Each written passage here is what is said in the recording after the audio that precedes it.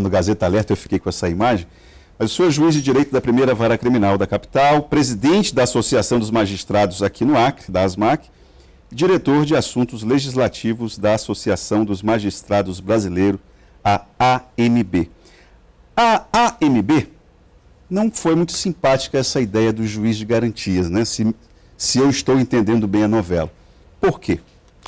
Então, a Associação dos Magistrados Brasileiros, ela fez uma pesquisa nacional, todos os juízes, e 79% dos juízes são contrários à implementação do juízo de garantias na forma como veio nessa legislação nova, né, de 24 de dezembro do ano passado. Então, em tese, eles não são contrários à figura do juiz de garantia, mas da forma como ele foi implementado, é isso? Exatamente.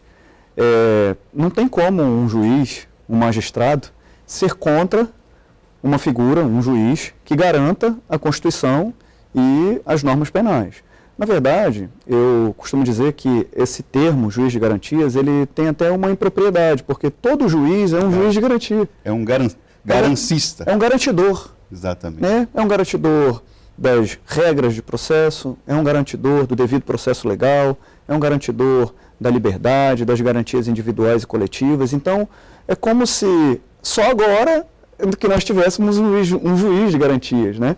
Quando, na verdade, todos os juízes são juízes de garantias, né? Então, há, ao meu ver, uma impropriedade nesse termo. Agora, eu pediria ao senhor, se eu pudesse explicar para o nosso telespectador, de forma muito breve, muito simples, o que é mesmo esse juiz? Que novidades ele traz para o processo? A intenção, eu penso até que de uma forma aí bem intencionada, mas a forma, o regulamento, como a lei trouxe, ele traz um desafio muito grande para a gente, para implementar essa figura.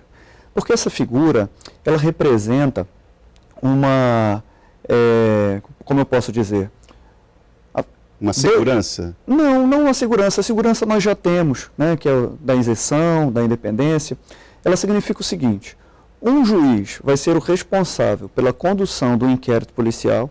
Que esse é o juiz de garantias. Exatamente, que seria o juiz de garantias. E um segundo juiz é o responsável pelo julgamento da ação penal. A sentença em si. Para dar a sentença, que seria após o recebimento da denúncia, né? Porque só vira ação penal depois do recebimento da denúncia. Então, esse primeiro juiz ficaria responsável pelas investigações, pelas buscas e apreensões. Mas já não tem um MP? O MP, ele no processo penal, ele é parte. Ele que, no caso, ele faz os requerimentos, como o delegado de polícia também faz, a autoridade policial. O nosso sistema, ele já contempla funções distintas, né? Nós temos a Defensoria Pública e a Ordem dos Advogados do Brasil, no caso, os advogados criminais, atuando na defesa. Nós temos o Ministério Público atuando na acusação, né? E nós temos o juiz criminal, para julgar. E, no caso do inquérito policial, durante a fase de investigação, para decidir as questões cautelares. Por exemplo, o delegado de polícia identifica uma determinada situação suspeita e pede, vamos supor que ele receba uma denúncia de que em determinado local da cidade tenha tráfico de droga. O que ele vai pedir? Ele vai pedir ao juiz para que emita uma ordem de busca e apreensão para que ele possa entrar naquela residência. Certo. Porque caso o asilo inviolável do indivíduo. O juiz vai lá e defere a busca e apreensão, né? Então, o delegado de polícia vai lá, monta uma operação e vai com seus agentes lá. Lógico que antes houve o Ministério Público, né? Houve o Ministério Público e a medida é cumprida em determinada residência, em determinado local. Essas ações, essas decisões judiciais, segundo essa interpretação, essa nova legislação, elas levariam um impedimento para que o juiz julgasse o mérito da ação. Segundo as pessoas que defendem o que a gente chama no sistema acusatório puro, né, que é dividir o juiz da investigação do juiz que vai julgar a ação penal, quando o juiz fosse julgar a ação penal, dar a sentença, ele estaria meio que contaminado pelas decisões que teria dado na fase investigatória. Mas isso nos é dito sem nenhuma comprovação científica, sem nenhum estudo, sem nenhuma pesquisa que comprove que, por exemplo, um juiz manteve ou deu uma decisão na ação penal e se pronunciou dessa forma porque tinha se pronunciado assim anteriormente no inquérito policial.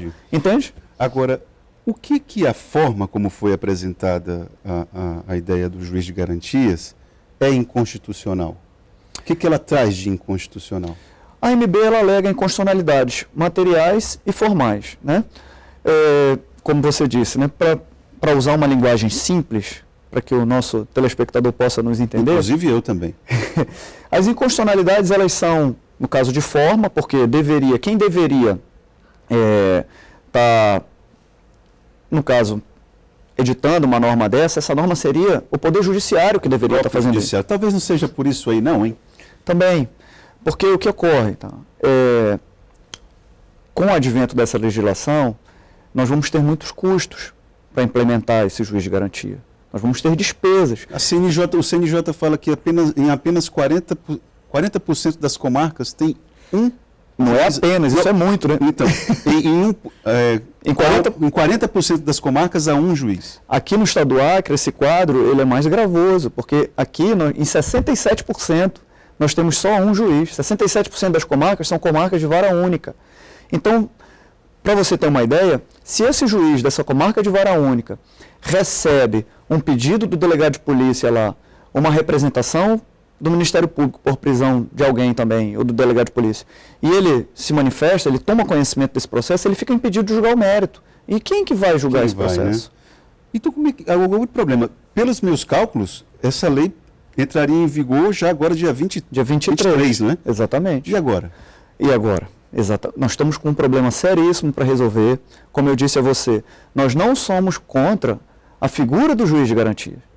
Nós somos contra a forma como a lei traz, inclusive esse prazo, porque, infelizmente, essa lei nos traz uma obrigação, nós temos que cumprir, né, porque o Supremo Tribunal Federal ainda não suspendeu.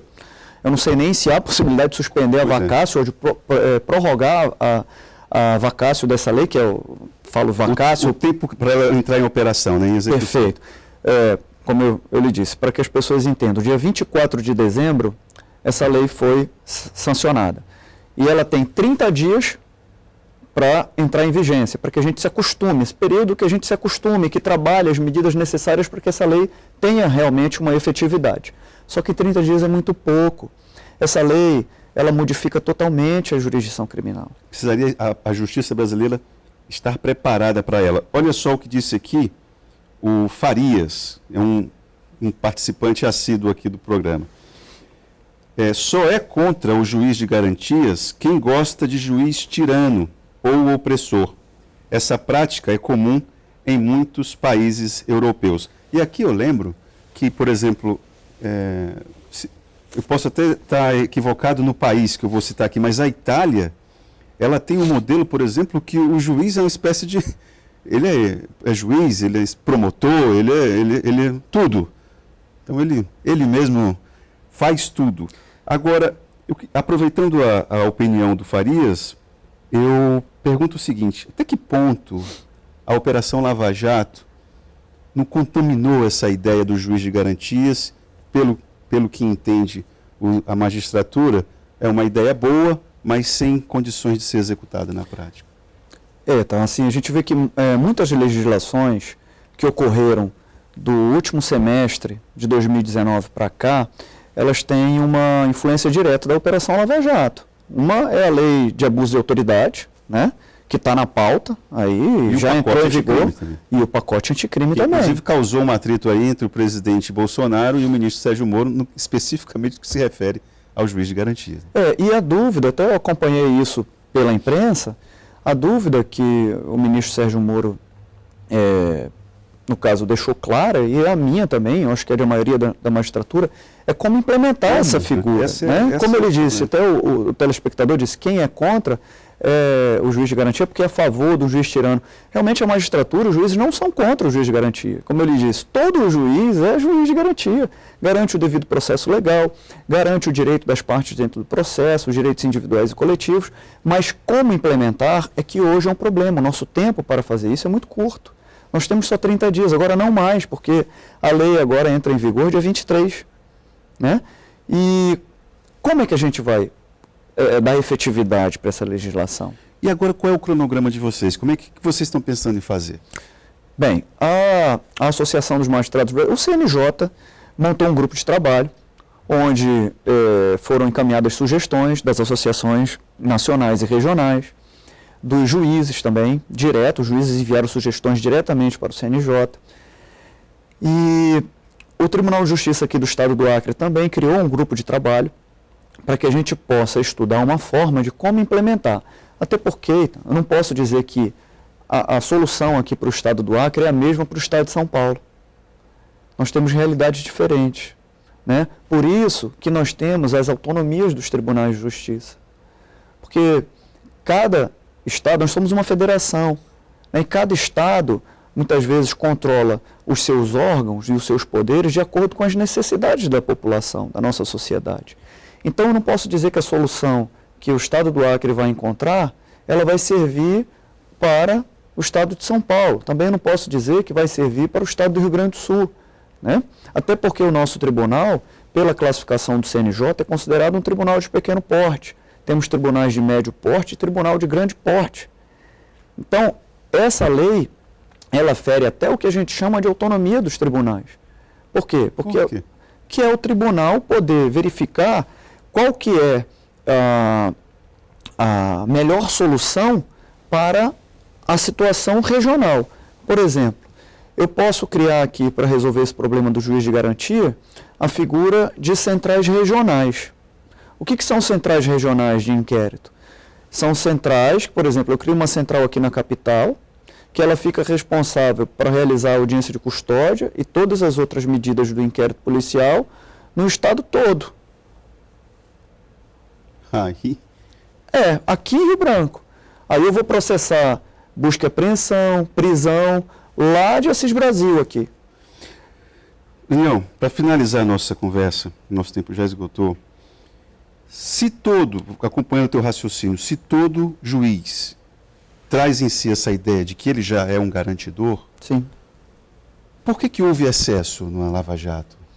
A figura do Sérgio Moro, do então juiz Sérgio Moro, ficou arranhada com o que foi vazado pelo The Intercept. E aí? O juiz de garantia não viria para fazer um ajuste nisso? O que se alega com essa legislação é justamente evitar que o juiz que trabalhou na fase de inquérito seja contaminado na análise das provas na segunda fase, que seria do processo penal. Na tentativa de evitar, justamente, como eles dizem, que você não dê uma decisão que contrarie sua própria decisão numa fase inquisitorial, né? numa primeira fase. Então, esse é o objetivo, mas, como eu lhe disse, nada de científico nos foi apresentado nesse sentido, de que existe isso. Eu, como juiz criminal, e trabalhando em processos criminais, trabalhando nas duas fases do processo, posso te dizer que essa figura, ela, nesse caso de excesso, ela pode vir para os dois sentidos, porque da mesma forma que eu conheço todas as provas do processo na fase inquisitorial, isso pode me servir depois para absolver. Olha, eu espero que o bom senso prevaleça.